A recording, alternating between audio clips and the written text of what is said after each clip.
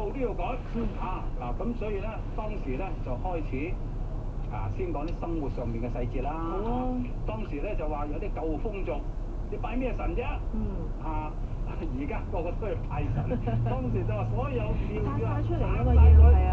咁啲人話咩保護文物咧，幾千有啲成千幾年嘅廟嚟㗎咁樣咁呢個古董嚟㗎有啲好嘢要保留㗎，即係紅衛兵話唔得要拆。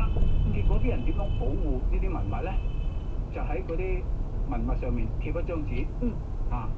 叫做牛鬼蛇神咁樣。唔係，啲牛鬼蛇神咧，即刻就打爛你啊！貼一張紙叫做毛主席萬歲。哦，咁大家就要拜啦，其實。毛主席萬歲，你點敢打毛主席啊？抌佢。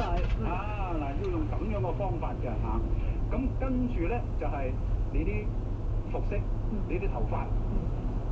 而家嗰陣時咧，大家記得流行一個飛仔頭佢過嚟叫飛機頭即係前面有啲即係比較突出嚟嗰啲咁當時咧就牛仔褲唔得㗎，牛仔褲係西方嘅褲嚟㗎。唔得，咁所以就話呢啲。當時嘅文章裏邊講港式嘅髮型唔好都唔得飛，即係佢所有嘅飛髮鋪貼晒嘅，港式嘅髮型唔好飛，港式嘅衣服好着。係啦。包括牛仔褲火箭鞋即係個鞋頭尖嘅，全部要剷平。高踭鞋要改成平底鞋。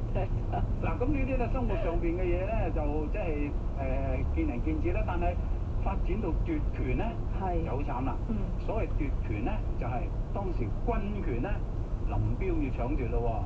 咁毛澤東當時咧，形容佢係軍委主席嚟噶嘛，但係佢當時咧就覺得一定要揾啲有實力嘅人嚟支持佢。當時就